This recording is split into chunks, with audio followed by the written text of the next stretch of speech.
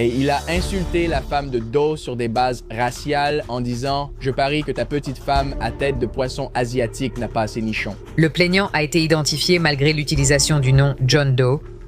Il s'appelle Chiraya Rana. 430 000 personnes ont postulé pour devenir analyste junior chez JP Morgan du jour au lendemain. Quelqu'un sait pourquoi? Il y a une semaine, Personne ne connaissait le nom de Lorna Hasdini. Maintenant, elle est au centre de l'un des scandales d'entreprise les plus fous que l'Internet ait vu depuis des années. Un cadre de JP Morgan accusé d'avoir transformé une banquière junior en ce que les documents judiciaires appellent une esclave sexuelle. Avant le scandale JP Morgan, l'incident de la Kiss Cam au concert de Coldplay l'an dernier avait déjà attiré l'attention mondiale comme un spectacle, avant qu'une cadre peu connue du nom de Lorna Hasdini ne devienne le centre d'une plainte devenue virale remplie d'accusations si incroyables que les gens n'en croyaient pas leurs yeux.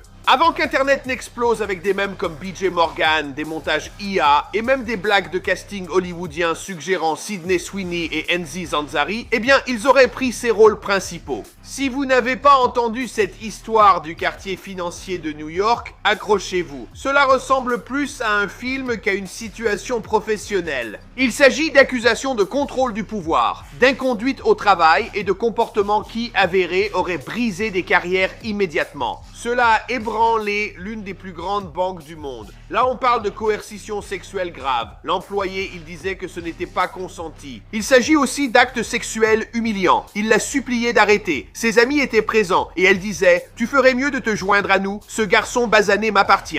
Des insultes racistes le visaient, lui et sa femme. Elle a aussi avoué l'avoir drogué avec des roufies et du Viagra. Le Viagra, ce n'est pas si grave, non? Au moins, tu peux le ramener chez toi. On lui a attribué cette citation. « Je parie que ta petite femme à tête de poisson asiatique n'a pas des nichons pareils. » Et bien sûr, ce procès s'est répandu comme une traînée de poudre. Les gens analysaient chaque phrase. Des captures d'écran circulaient partout. Alors qu'on avait l'impression que cela allait devenir l'un des plus gros scandales d'entreprise depuis des années, l'histoire est retombée. On a affirmé que c'était un faux. Ne vous emballez pas, le gaz est revenu et a encore porté plainte. C'est reparti. Avant que cette histoire n'éclate sur Internet, Laura Hasdini n'était pas connue. Elle n'était personne hors du monde de la finance et ne cherchait pas à se construire une marque personnelle.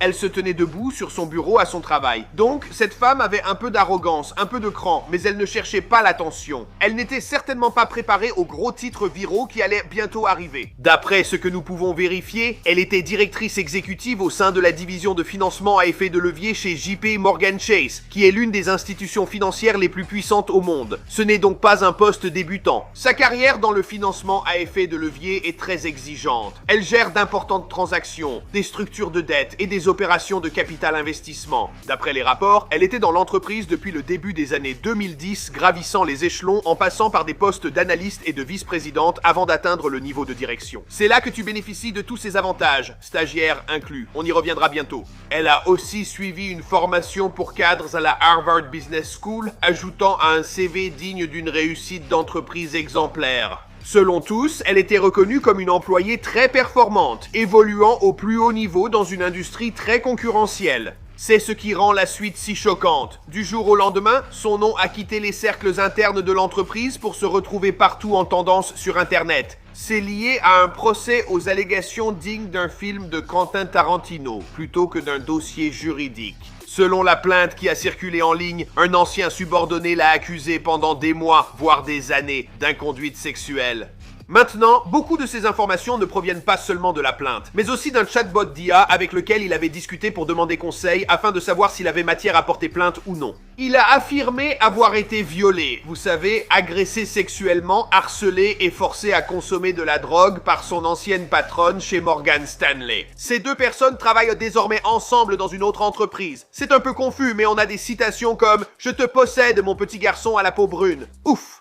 Nous avons donc décidé de trouver le compte Instagram de Lorna. Je suis tombé dessus. Il n'y a que quelques centaines d'abonnés, mais malheureusement, il était en mode privé. J'ai essayé de m'abonner à son compte vendredi dernier. Elle n'a pas voulu répondre aux gars de Before They're Famous. Depuis, eh bien, son compte est devenu encore plus difficile à trouver. Elle a tout mis en privé, mais il y a plusieurs imitateurs et comptes parodiques qui apparaissent. Maintenant, le même schéma s'applique à sa présence professionnelle, sa page LinkedIn, qui aurait reflété sa progression de carrière chez JP Morgan Morgan, mais elle n'était plus accessible publiquement, supprimant ainsi une autre source clé d'informations vérifiées. Donc, la fille se cache, c'est ça? Ce qu'il reste, ce sont un nombre limité d'images qui avaient déjà été capturées et repartagées sur Internet, la montrant parfois dans un cadre plus décontracté, mais où elle paraît sûre d'elle, que les gens ont utilisé et recréé en une infinité de mèmes. Mais en dehors de cela, très peu d'informations personnelles étaient confirmées. Et ce manque de détails vérifiables, c'est ce qui a permis à l'histoire de se répandre aussi rapidement, parce qu'en l'absence de faits, eh bien, Internet comble le reste. Très bien, passons à la victime. Donc, l'homme qui a crié She-Wolf, ou qui est en fait, vous savez, une victime, s'appelle Shirayu Rada, et c'est un professionnel de la finance avec un parcours qui, sur le papier, a suivi une voie structurée et compétitive, ce qui l'a mené à la haute finance. Les registres publics indiquent qu'il vient de Staten Island, New York. Il a étudié au lycée Bishop Dennis G. O'Connell, où il a été récompensé 2 ans dans l'équipe de football. Pendant son séjour là-bas, il a aidé les Knights à atteindre 2 fois de suite les demi-finales de la WSAC, et le programme figurait parmi les 10 meilleures équipes de la région selon le Washington Post. Ensuite, il est allé à l'université Rutgers à Newark, où il a continué à jouer au football universitaire en tant que milieu de terrain, conciliant le sport avec son parcours académique en finance. À partir de là, sa carrière a progressé et il a occupé des postes dans de grandes institutions, notamment Morgan Stanley et Credit Suisse, avant de rejoindre finalement JP Morgan Chase en 2024 encore une fois. Il y a une certaine confusion à ce sujet. Apparemment, ces deux-là ont travaillé ensemble pendant environ 4 ou 5 ans, mais je ne sais pas à quel niveau ni à quel endroit. Ils se connaissent depuis un certain temps. Son travail portait sur les investissements et le crédit, l'exposant à la même pression que des cadres supérieurs comme Lorna Hajdini. Ils se sont certainement croisés. Plus tard, il a également été lié à la société de capital investissement Bregal Sagemount, où ses responsabilités comprenaient l'évaluation et la structuration d'opportunités d'investissement dans plusieurs secteurs. Donc, au moment où l'histoire a éclaté, eh bien, Rana avait construit un CV qui correspondait à celui de quelqu'un progressant dans les plus hauts niveaux de la finance tout en s'installant et en se mariant. Mais sa vie était sur le point de dérailler, donc dans sa plainte, qui a été déposée lundi dernier, il a utilisé le pseudonyme de John Doe. C'est ça, il essayait de garder ça hors des registres officiels. Il a accusé Lorna de l'avoir transformé en esclave sexuelle en le droguant avec du Rohypnol et du Viagra. Elle l'aurait aussi menacé de réduire son bonus s'il ne se pliait pas à ses exigences. Elle s'est même présentée à l'improviste chez Rana et l'a forcé à avoir un rapport sexuel. Un élément très commenté de cette affaire est une capture d'écran de Ask a Lawyer montrant un échange avec un chatbot de droit du travail où un utilisateur relate des accusations graves contre un ex-patron. Dans cet échange, l'utilisateur affirme avoir été victime de harcèlement au travail, de coercition et avoir été poussé à consommer des substances contre sa volonté, présentant la situation comme un schéma récurrent lié à son emploi. Ensuite, il continue en disant qu'il cherche des conseils juridiques, se demande s'ils ont un dossier recevable et il y avait une inquiétude concernant la signature d'un accord de confidentialité. Donc, il se demande, est-ce que je peux même parler de ça ? La gravité de ces déclarations est ce qui a contribué à rendre cette histoire virale, de nombreuses personnes se concentrant sur la nature même des accusations à mesure que la situation évoluait.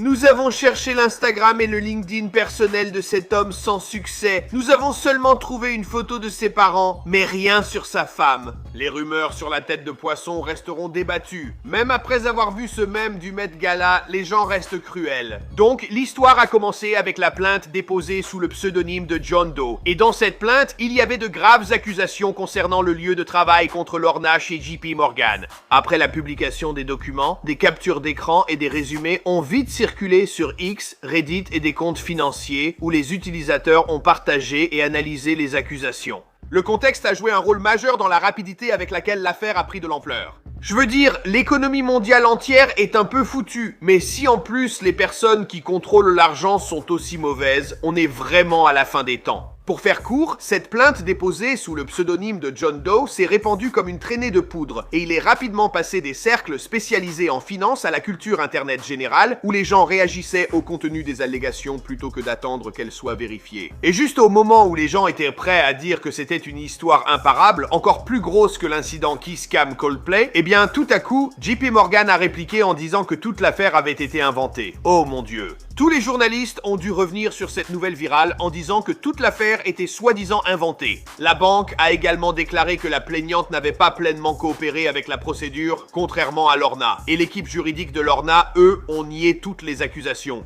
Peu après, des rapports ont confirmé que la plainte avait été retirée pour correction et n'était plus visible du public. À ce moment, la plainte avait touché un large public, mais la procédure judiciaire était en pause jusqu'à ce matin. C'est exact. Le mec est de retour et il a apporté plus de preuves ainsi que des témoins. Donc, l'histoire continue. Très bien, passons aux choses intéressantes. Parlons des mèmes. La première vague a commencé peu de temps après la publication de la plainte initiale, mais les choses ont rapidement pris de l'ampleur.